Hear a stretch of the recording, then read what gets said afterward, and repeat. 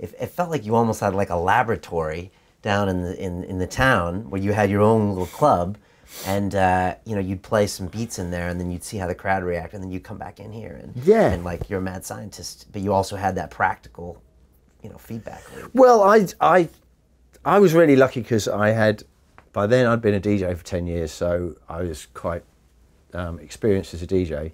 I'd also been in bands by that point. I'd been in the Housemartins and Freak Power, so I knew about musical structure and production. Right. That a DJ wouldn't know necessarily. Yeah. And you know whether something's in key or not.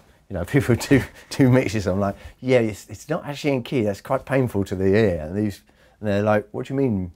I'm like, well, that's, you know, your bass line's in G and the singer's singing in C. You know, so I had a kind of grounding from both sides, from the purely DJing and club side of it, but also from performing on stage and being a musician and knowing chords and being able to play musical instruments. So I kind of had a head start on other people. Okay. And then also having the club night here that you started having was like your own little place to experiment and play around. And yeah. I don't know, I always get this feeling that if you had been London-based, like, you know, with the Chemical Brothers the whole time, your sound would have been a little different. Yeah, there was something distinctly Brighton about our approach. What is the Brighton feel? I mean, I'm from San Diego, and Brighton. Like I think if I always say to American audiences, probably San Francisco it would be Brighton. It's kind of where it's not Southern California. Out on the fringe, very big gay population, very liberal city, very very tolerant of alternative lifestyles. Quite a historical sort of background, but without a real that kind of ambition. you know, people.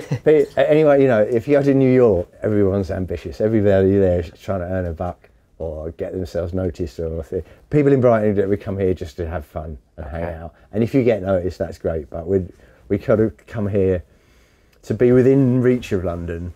Right. Because it's only 60 miles away, you know. Yeah. But it's people in Brighton are a bit more laid back and a bit less pushy and ambitious. Okay. And that came out in the music? I think so, yeah. Also, we're quite proud of the fact, and I think we're friendlier. We're friendlier, and we like the fact that we could, and also but also at the same time, a little bit proud of the fact that we're not London. I mean, I used to write Made in Brighton on my records because they were recorded down here, because everyone expected as soon as you get famous or you need a recording studio, you automatically go to London. It's like, no, we stayed here. And Skin, our record label, was a Brighton record label. And so the whole thing was done here. We didn't need London. But I mean, that goes, I mean, pre that, in the Housemartins, our first album was called London Nil Hell 4.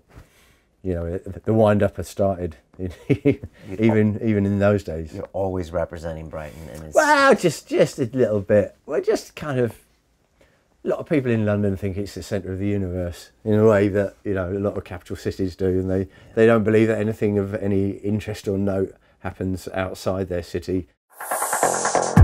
Continue watching this fascinating conversation for free by clicking on the link below to visit our website, learn from the best minds in the world, and connect with a community of passionate people building the best versions of themselves.